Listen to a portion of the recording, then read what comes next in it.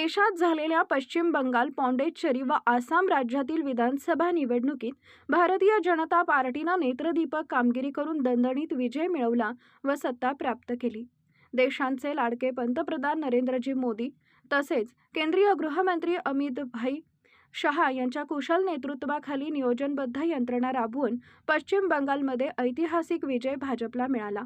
यामुळे नरेंद्रजी मोदी यांच्यावर भारतीय नागरिकांनी विश्वास व्यक्त केल्याचे व त्यांचे नेतृत्व मान्य केल्याचं पुन्हा एकदा सिद्ध झालंय। या विजयाप्रित्यर्थ आमदार डॉक्टर सुरेशभाऊ खाडे यांच्या कार्यालयासमोर मिरजेत जल्लोष साजरा करण्यात आला। यावेळी पदाधिकारी कार्यकर्ते मोठ्या संख्येने उपस्थित होते। यावेळी बोलताना आमदार डॉक्टर सुरेशभाऊ खाडे म्हणाले की देशामध्ये 5 राज्याच्या निवडणुका घडल्या, त्याचा निकाल आज आपल्या हाती आला। त्यामध्ये पश्चिम बंगाल, पॉंडिचेरी, आसाम या 3 राज्यामध्ये भाजप मोठ्या बहुमताने हे विजयी झालं आणि ही सत्ता काबीज केली। वर्षोनवर्षी ही सत्ता आपल्या हातात नव्हत्या, त्या सत्ता काबीज करण्याचं भाजपला यश आलं आणि बहुमताने ते आज हे संपादन त्यांनी केलेलं आहे। हे संपादन करत असताना मी आपले पंतप्रधान नरेंद्र मोदी साहेब, शहा साहेब असतील, आपल्या राज्याचे मुख्यमंत्री देवेंद्र फडणवीस साहेब असतील, यांना मी धन्यवाद देतो, त्यांचे मी आभार मानतो। त्यांनी ह्या विजयामध्ये मोठा सिंहाचा वाटा उचलला आणि हा विजय संपादन केला आणि ह्या दृष्टिकोनातून आज हा ऐतिहासिक विजय, देशाचा विजय, सत्तेचा विजय, विकासाचा विजय असा मानला जातो। आणि त्या दृष्टिकोनातून मोदी साहेबांनी जे एक करिश्मा, जे मला वाटतं पश्चिम बंगालचा विजय होणं उचितच नव्हतं, कोणाला स्वप्नात येत नव्हतं की आतापर्यंतची 50 वर्षाची परंपरा तिन्ही संघटनेने तिथं राज्य केलं आणि ही 15 वर्ष इथं मासाहेब तिथं राज्य करतात आणि हे उलटून टाकणं एवढं सोपं नव्हतं। पण तेही अमित शहाच्या एक चाणक्य बुद्धीनं आणि मोदी साहेबांच्या आशीर्वादानं हे सत्य झालं आणि हा ऐतिहासिक विजय झाला, हा देशाचा विजय झाला, कार्यकर्त्यांचा विजय झाला। ॲक्च्युली पश्चिम बंगाल ते सांगायचे पश्चिम बंगाल हा आमचा आहे, पण तसं नाही आहे ते।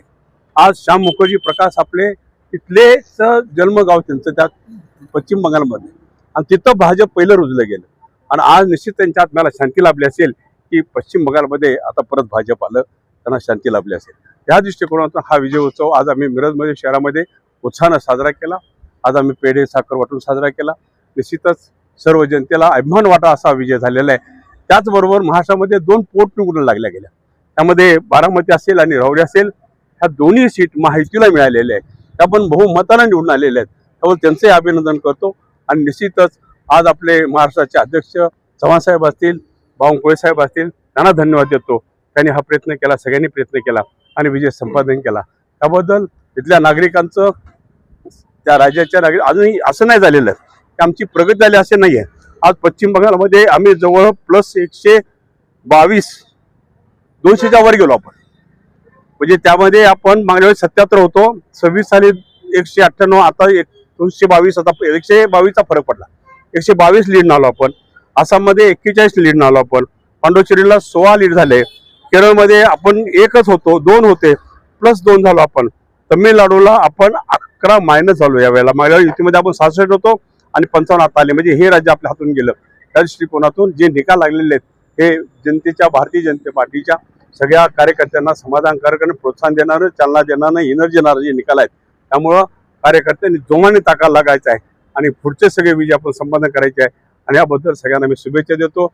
जे नेते आमचे यासाठी राबले, देशासाठी, देशाचा झेंडा उंच करण्यासाठी, त्यांनाही धन्यवाद देतो, त्यांचे आभार मानतो आणि निश्चितच हा विजय निश्चितच एक देशाला परिवर्तन घडवणारा हा विजय आज संपादन केला। त्याबद्दल मोदी साहेबांना सर्वांच्या वतीनं ढेर साऱ्या शुभेच्छा, कोटी कोटी प्रणाम, धन्यवाद।